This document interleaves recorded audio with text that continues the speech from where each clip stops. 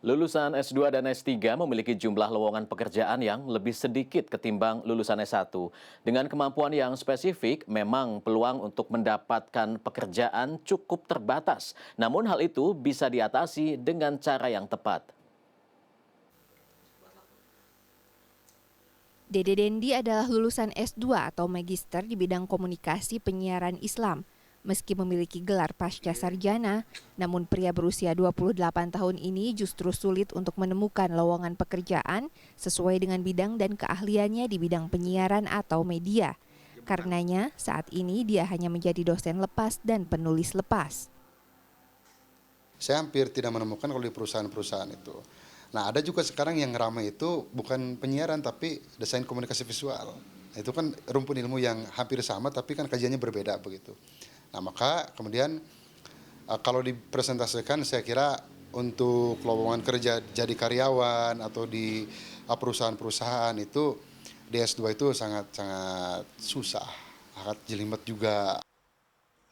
Hal senada diungkapkan Kelvin Sandi, seorang lulusan S2 manajemen.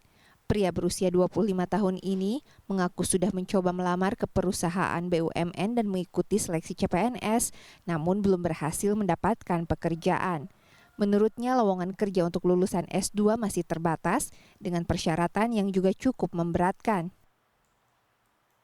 Sejujurnya memang peluang S2 agak kurang karena memang untuk pendidikan sekarang kan agak susah gitu ya S2. Makanya saya harap sih untuk pemerintah untuk dibanyakin lah untuk S2 dan S3-nya khususnya, apalagi untuk jenjang karir lagi karena saya harap S2 itu untuk menunjang karir juga gitu kan, untuk perusahaan, untuk pemerintah terutamanya juga paling gitu. Itu juga harus ada pengalaman kerja minimal 3 tahun atau minimal 1 tahun. Sedangkan kan kita sebagai fresh graduate gitu susah juga untuk ngelampirinnya. Menurut data Dinas Tenaga Kerja Provinsi Jawa Barat, dari total 1,79 juta tingkat pengangguran terbuka, presentasi lulusan kuliah baik itu S1 hingga S3 berada di angka 8%. Sementara tingkat SMA dan kejuruan memiliki porsi terbesar pencari kerja yaitu di angka 12%. Sehingga pemerintah lebih fokus untuk menyediakan lapangan pekerjaan pada lulusan SMA dan kejuruan. Selain upaya menyediakan aplikasi pencari kerja, pemerintah juga berharap lulusan pasca sarjana memiliki kemampuan lebih juga akses untuk menemukan pekerjaan sendiri. Yang jadi jenisnya yang kita temukan terbanyak ada di dosen, kemudian di lingkungan rumah sakit, dokter pasti spesialis, kemudian juga di lingkungan kesehatan maksud saya, termasuk juga di lingkungan keperawatannya. Rupanya memang sudah ada kebutuhan untuk semacam kepala bagian dalam pengelolaan rumah sakit atau di instansi kesehatan tersebut untuk butuh S2 dan juga di lingkungan technical engineering. Dari pihak perusahaan, seperti startup Bobobox, gelar S2 atau S3 merupakan nilai tambah bagi proses rekrutmen, namun bukan yang utama atau menjadi faktor penentu. Dengan jumlah karyawan lebih dari 500 orang, saat ini terdapat sekitar 20 orang lulusan pasca sarjana juga yang sedang mengambil S2.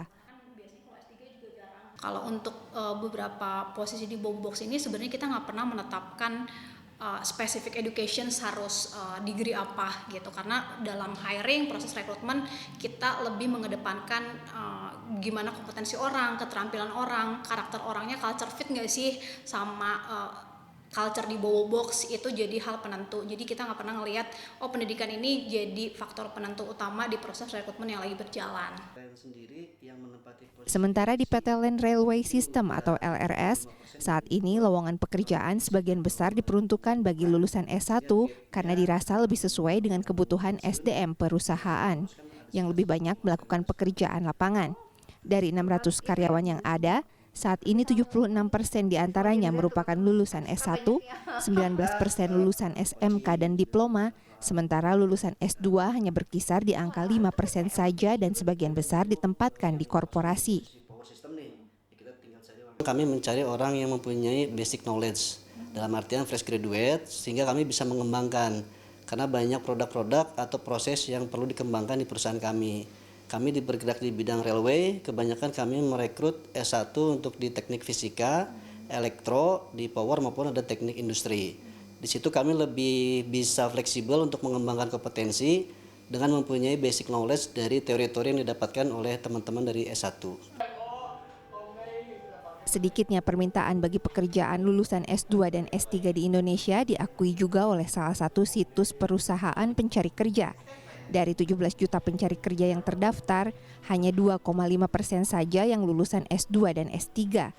Hal ini seiring dengan sedikitnya perusahaan yang membuka lowongan untuk pelamar lulusan S2 dan S3, karena sebagian besar lulusan S2 dan S3 memiliki keahlian spesifik seperti riset dan pengembangan yang belum banyak dimiliki oleh perusahaan-perusahaan di dalam negeri. Meskipun demikian, selain ijazah, ada hal lainnya yang menjadi pertimbangan perusahaan untuk memilih karyawan-karyawan tersebut. Tentunya yang paling dilihat adalah profil. Makanya profil itu harus benar-benar kuat, benar-benar menonjolkan apa sih skill yang dimiliki, gunakanlah bahasa-bahasa teknis, karena kalau udah sangat spesifik gitu ya gunakanlah bahasa-bahasa teknis. Selain itu, penting juga untuk menampilkan daftar kemampuan yang dimiliki pelamar untuk dicocokkan dengan daftar skill yang diperlukan oleh perusahaan, sehingga tercipta link and match atau kesesuaian kebutuhan antara pencari kerja dan pelamar. Tim Liputan CNN Indonesia, Bandung, Jawa Barat.